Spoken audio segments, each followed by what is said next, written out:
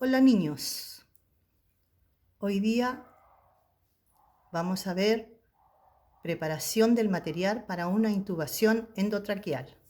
Esto va a ir en el ramo de preparación del entorno clínico. El objetivo principal es que ustedes conozcan todo el material que es necesario para intubar a un paciente. Esta técnica es técnica médica, pero es muy importante la preparación del material y los cuidados que deben de tener estos. La intubación es un procedimiento fácil, pero es muy importante la preparación del material y además la preparación del paciente. Nosotros tenemos que ayudar mucho en esta técnica al médico porque él lo realiza, pero nosotros somos un papel muy importante en esta función. Es importante preparar el material y además seguir al paciente en su técnica de enfermería. Definición. ¿Qué es lo que es intubar? Es insertar una cánula en la vía aérea artificial a través de la tráquea y llegar a la entrada de los pulmones, con el objetivo de mantener una vía aérea permeable en pacientes que están con dificultad respiratoria.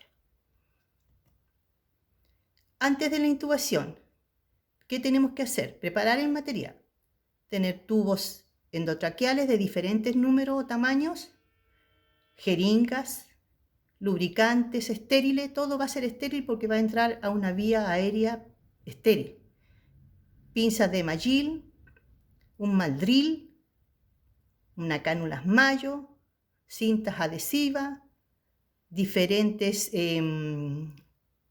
palas o curvas del laringo, el ambú, manómetro de oxígeno, un regulador de aspiración de secreciones, equipo de aspiración, guantes, mascarilla, batas, gafas, todo se hace en forma estéril. Medicamentos que se van a usar, monitor cardíaco y dispositivo para medir el volumen final del dióxido de carbono.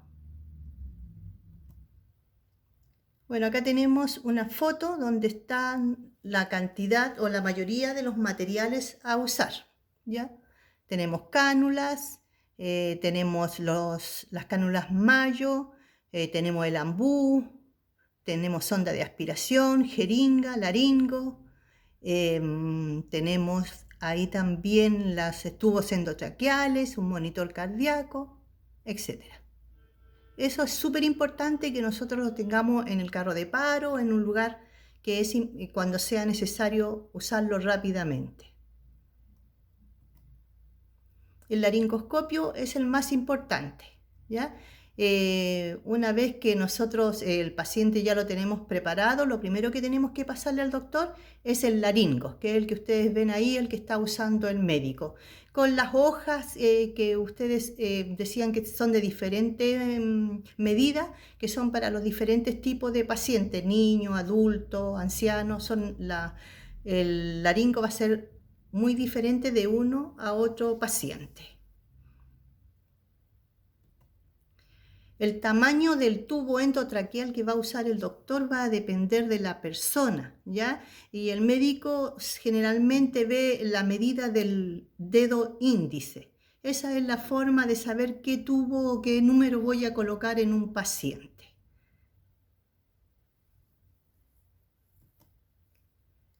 Una vez que uno le pasa el tubo endotraqueal al médico, hay que comprobar también que ese tubo esté bueno, porque no sacamos nada con colocarlo inmediatamente y si el tubo, el baloncito que uno insufla con aire está roto, no nos va a servir, vamos a tener que volver a intubar al paciente porque se va a desplazar y salir.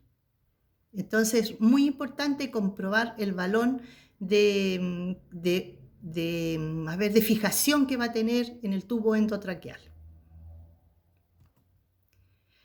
El tubo a veces es muy flexible, ¿ya? Entonces cuesta meterlo, por eso que se usa un mandril que se coloca dentro del tubo endotraqueal para poder introducirlo. Es la única forma y después se retira. Eso lo hace el médico, pero uno tiene que tenerlo para que el paciente, o sea, para que el médico pueda hacer bien la técnica. Siempre para colocar un tubo endotraqueal, el médico tiene que lubricarlo para que sea mucho más fácil introducirlo y resfale. Entonces se le coloca un lubricante que es una vaselina hidrosoluble y que tiene que ser estéril. Lo más importante ahí en la posición es de colocar el paciente en posición correcta. Es posición supino, ¿ya? Como ustedes lo ven ahí, y traccionar el mentón hacia atrás para poder ver bien las cuerdas bucales. Ustedes, la función de ustedes es estar atentos a que el médico le diga apoye los bracitos, coloque al paciente en esta posición, hágalo más acá, porque él es el que va dando todas las indicaciones.